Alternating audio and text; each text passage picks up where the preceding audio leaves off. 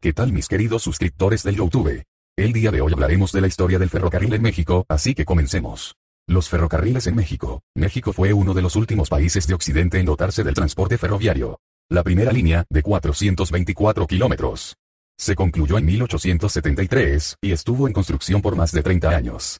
Otros 10 años la separaron de la construcción de una red de transporte sobre rieles. Para explicar este fenómeno de atraso, puede ser introducida una distinción inicial entre condiciones desfavorables en términos generales a la introducción del ferrocarril, y elementos de resistencia y de fricción directos y específicos. Entre las primeras, cabe destacar los factores naturales y la estructura física del país: topografía áspera, cadenas montañosas, grandes áreas de clima tropical, y escasez de caminos transitables. Desde otro punto de vista, la naturaleza fuertemente regionalizada del Estado mexicano, la debilidad extrema del aparato estatal, el predominio de tendencias centrífugas, representaron un freno a los procesos decisionales necesarios para la adopción de las vías férreas. La fragmentación del espacio nacional en áreas fiscales y comerciales inhibió la cooperación interregional necesaria al establecimiento de los ferrocarriles. Factores jurídicos e institucionales representaron igualmente un obstáculo general para el progreso del proyecto ferroviario, así como de otras innovaciones económicas. Reglas y derechos de propiedad faltantes o imperfectos, y regulados políticamente. Costos de transacción elevadísimos y desconfianza acentuada en la acción gubernamental jugaron un papel relevante en este sentido. La posición geopolítica de México constituía otro factor digno de mencionarse. La cuestión de los ferrocarriles entrañaba aspectos políticos y estratégicos, concentrados en el problema del enlace con la red ferroviaria de Estados Unidos. Después de la guerra de 1847 y la mutilación territorial, la conexión ferroviaria con el vecino del norte a través de empresas estadounidenses fue percibido como un riesgo potencial, y el debate sobre los ferrocarriles se mezcló con los problemas de seguridad nacional. Estos aspectos sugieren la complejidad que envolvía la adopción del transporte ferroviario. Sin embargo, representaban un conjunto de problemas generales, cuya relación con el hecho específico del ferrocarril era indirecta y difícil de estimar en sus efectos concretos. En cambio, los factores primarios del atraso ferroviario mexicano fueron los problemas en la adopción de la innovación tecnológica y organizacional, y de la movilización de recursos en una economía subdesarrollada. El estado de las comunicaciones y su funcionalidad para las actividades económicas existentes, el nivel de aptitudes tecnológicas alcanzado en la sociedad y las pautas de inversión son las dimensiones principales cuyo papel negativo para los ferrocarriles hemos podido individuar. Su análisis permite sugerir cómo el sector ferroviario habría necesitado en aquella etapa una movilización de fuerzas sí problemática, pero no inalcanzable para empresas basadas en recursos mexicanos. Más bien lo que la inhibió fue el hecho de ser un esfuerzo excesivamente alejado de y ajeno a la lógica dominante de la vida económica e institucional decimonónica en México. Todo ello conformó la expectativa negativa del sector privado doméstico acerca del rendimiento social y privado de las empresas ferroviarias. Habría que pensar que, contrariamente a lo que argumenta, el ferrocarril no era una expectativa tan convincente para propietarios, comerciantes, inversionistas domésticos. La demanda de innovación en el transporte era débil y no era un requerimiento nacional. Variables tales como la desconfianza en las perspectivas económicas o en las reglas institucionales, la escasa propensión al riesgo, la búsqueda de actividades protegidas y potencialmente monopólicas, representaron barreras para la inversión en ferrocarriles. La combinación de estos factores fue tal que representó una barrera al ferrocarril por gran parte del siglo XIX. De alrededor de 50 concesiones asignadas a particulares para la construcción de ferrocarriles entre 1850 y 1876, el 93% no produjo resultado alguno. Los principales proyectos de creación de empresas ferroviarias nacionales en los años 1860-80 revela que la movilización de recursos privados nacionales era claramente marginal. El examen de una muestra de 11 proyectos revela las siguientes estrategias de financiamiento. No casualmente solo uno de 11 proyectos se llevó a cabo. El elemento acaso más significativo estriba en que, a partir de 1837, la genealogía de los proyectos ferroviarios está entrecruzada con mecanismos coactivos de participación, hasta los impuestos extraordinarios para la construcción decretados entre 1877 y 1880 por los estados de la Federación. En cada caso, las resistencias de la sociedad, grupos de interés y contribuyentes, fueron suficientes para sustraerse de la obligación y desarticular el proyecto de inversión forzosa. La red ferroviaria en la etapa de construcción y expansión, 1880-1912, cuando la voluntad política de apertura de la economía en México se robusteció y pudo vencer las resistencias internas, el financiamiento exterior como motor de la red ferroviaria fue la solución obligada. La implantación de los ferrocarriles en México se realizó por medio de un paquete global de inversión que incorporaba en las empresas extranjeras el traslado de recursos financieros, tecnología, bienes de capital y recursos humanos. La contribución doméstica se concentró esencialmente en dos aspectos: las subvenciones que la Federación otorgaba por kilómetro construido, que cubrían una proporción oscilante entre 20% y 25% de los costos de construcción, y la disponibilidad de mano de obra no calificada para las obras. Este fue el camino adoptado para romper el círculo vicioso en que se encontraban encerrados y sin solución los grandes problemas económicos, políticos y sociales del país. Ello permitió un big push en la construcción de la red ferroviaria, que de alrededor de 1000 kilómetros. creció a casi 6.000 kilómetros en 5 años. En realidad los ciclos de construcción de ferrocarriles fueron muy concentrados, puesto que en 3 de ellos, 1881, 1883, 1887, 90, 1900, 1903, se construyó casi el 70% de todo el trazado ferroviario antes de la Revolución de 1911. Debido a la indisponibilidad de financiación interna, la construcción seguía los ritmos de los flujos de inversión extranjera, con el 19 resultado de alternar ciclos de construcción breves e intensos con periodos de actividad ferroviaria muy débil. Para 1910 la red ferroviaria mexicana había crecido hasta alcanzar casi los 20.000 kilómetros, lo cual la ponía en segundo lugar por orden de tamaño en América Latina, después de Argentina, diseminando al mismo tiempo más de 2.000 estaciones en el país. A pesar de esta expansión, desde el punto de vista de la densidad con respecto al territorio, la penetración del ferrocarril permaneció harto débil, con un nivel máximo de 1 kilómetro de rieles por 100 kilómetros cuadrados. En términos de cobertura geográfica, la red adoleció de algunas debilidades considerables. Los varios proyectos interoceánicos quedaron letra muerta, con exclusión del efímero ferrocarril del Istmo de Tehuantepec, y la costa pacífica permaneció fundamentalmente incomunicada. En general, las áreas meridionales, Oaxaca, sur de Michoacán, Guerrero, Chiapas, Tabasco, sur de Veracruz, Campeche, tuvieron un kilometraje muy pequeño y muy por debajo del promedio nacional, y se mantuvo la separación entre la red de la península de Yucatán y el resto del país. La línea de la Ciudad de México a Tampico, que tenía que ser una pieza estratégica del sistema ferroviario, nunca se construyó.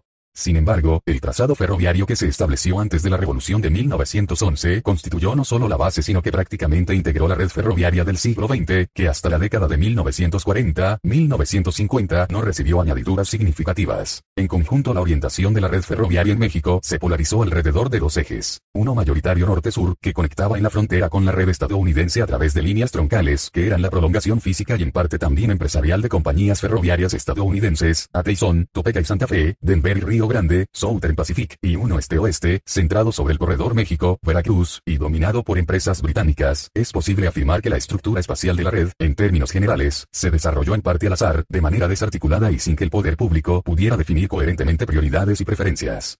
En principio, la política gubernamental sí definió el objetivo primario del enlace con la red norteamericana, que respondía a diferentes exigencias económicas, geográficas y políticas: conexión de la frontera norte con el centro del país, infringimiento del monopolio ferroviario y portuario de Veracruz, reconocimiento del mercado estadounidense como mercado primario para el comercio exterior mexicano.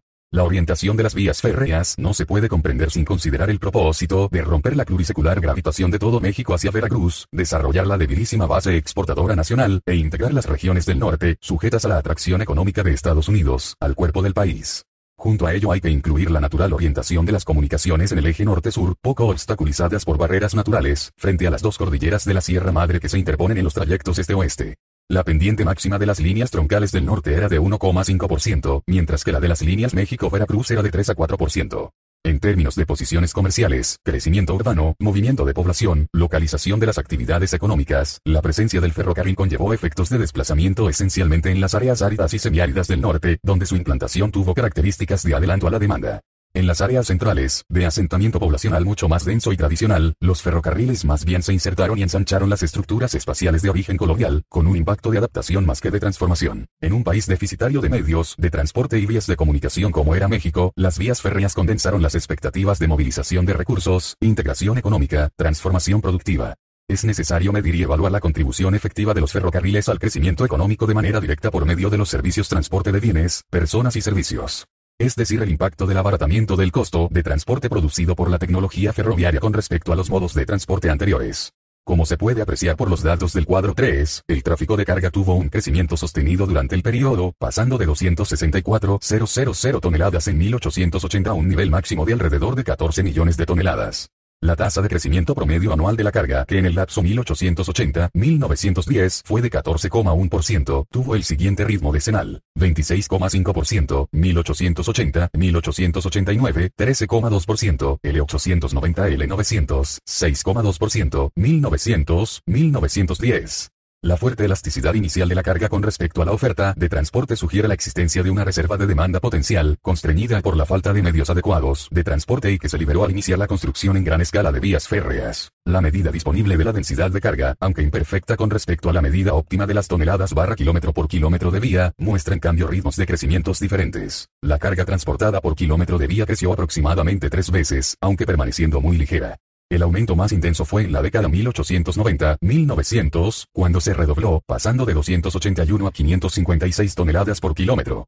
La imagen de un crecimiento constante del tráfico de carga durante el 19 periodo se confirma significativamente con el hecho de que solamente en 4 años, sobre 33, en coincidencia con crisis económicas nacionales, el volumen transportado tuvo una contracción con respecto al año anterior, con una disminución promedio homogénea de 6,7%. En una visión de conjunto, es posible afirmar que los ferrocarriles cumplieron dos funciones primarias en el contexto económico mexicano. Una fue la de inducir y permitir principios de especialización con base regional, que se fincaban, casi por primera vez, en las ventajas comparativas y la dotación de recursos. En este sentido, el ferrocarril estimula intensivamente la producción de 3 clases de bienes. 1. Bienes de bajo valor unitario y volumen abundante, especialmente mineros, que antes del ferrocarril sencillamente no circulaban. Piedra mineral, cobre, plomo, materiales de construcción, carbón.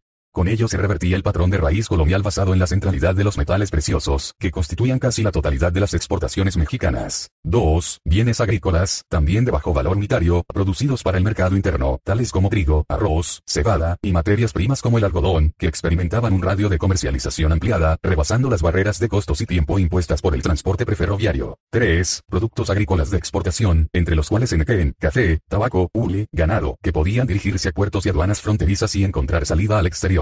El mapa de la intensidad de uso del transporte ferroviario, es decir el porcentaje de la producción que circulaba en ferrocarril, revela que estos fueron los productos caracterizados por la mayor intensidad. Al mismo tiempo, los datos fragmentarios disponibles acerca de las tasas de crecimiento sectoriales permiten establecer que los productos que tuvieron el mayor incremento productivo fueron también los que hacían el uso más intensivo del ferrocarril en términos generales. Ningún proceso relevante de formación de capital en México se dio fiera o con independencia de la comunicación ferroviaria, con la excepción de la explotación del petróleo, cuyos yacimientos se localizaban en las fajas costeras y tenía por lo tanto acceso muy fácil al transporte marítimo. La otra función primaria ejercida por los ferrocarriles fue la de conformar mercados regionales y enlazarlos en secciones interregionales, posibilitando la interacción entre las diferentes economías regionales existentes en el espacio mexicano, fuertemente fragmentadas y divididas en suelos fiscales. Con la salvedad de datos aún inciertos, el aumento de la distancia media recorrida por la carga en el sistema ferroviario indica un crecimiento progresivo que desde 137 kilómetros. En 1880 se eleva a casi 300 kilómetros. Para 1910, 116%. Ello fue un resultado de la política tarifaria negociada entre gobierno y empresas ferroviarias, que aceptaba el principio de los fletes diferenciales con descuento según las 19 distancias kilométricas, con el fin de promover la expansión del radio de comercialización y conectar mercados. Sin embargo, los análisis de las tarifas ferroviarias han permitido desmentir la idea de que el exclusivo principal beneficiario de esta política haya sido la carga de larga distancia, equiparada con la de exportación e importación. El tráfico de distancias medias, 300, 600 kilómetros. Fue en cambio el tráfico mayormente privilegiado, en consonancia con una visión política de integración del espacio económico nacional. Por lo que se refiere al transporte de pasajeros, la tendencia general es análoga a la del movimiento de carga. El crecimiento anual promedio entre 1880 y 1910 fue de 10,3%, aunque con una evolución menos dispareja con base decenal. El incremento de la movilidad individual significó que mientras en 1880 había un pasajero ferroviario por cada 12 habitantes, en 1990 la relación era de 1,3 a 1 y en 1910 era de 1 a 1. Aunque los datos sobre la circulación de pasajeros en los medios de transporte preferroviario antes de 1880 no son suficientes para comparar el efecto absoluto del ferrocarril sobre la movilidad, el hecho de que la mayoría de pasajeros, aproximadamente 60%, viajaran en tercera clase sugiere que se trataba de un tráfico de personas que antes no viajaban o se desplazaban solo a pie. La distancia media recorrida por pasajero en 1910 era de 67 kilómetros, y de 83 kilómetros, 1911, en las 5 principales líneas, todas de extensión superior a los 300 kilómetros representaba la cuarta parte de la distancia media de la carga, y significaba un traslado por tren de alrededor de hora y media, elementos que sugieren un radio de circulación predominantemente de tipo regional. Aún así, el ferrocarril acompañó todos los principales movimientos y flujos de población al interior del espacio mexicano. Hizo posible la participación masiva en ferias comerciales, exposiciones agroganaderas, los desplazamientos de mano de obra según el calendario agrícola, así como la difusión de la presencia de agentes viajeros. En un contexto más tradicional, facilitó los desplazamientos de centenares de miles de personas según el calendario de las fiestas y de las procesiones religiosas. Y mientras permitía la creación de México como destino turístico para las primeras experiencias de turismo de masas de Estados Unidos, fue el medio a través del cual pudo encauzarse la emigración estacional y también permanente de miles de braceros a Estados Unidos, que con sus remesas sostenían las economías locales de diferentes regiones del país. La contribución que por lo general no se considera de manera adecuada es la relativa al transporte de servicios. El correo representó la principal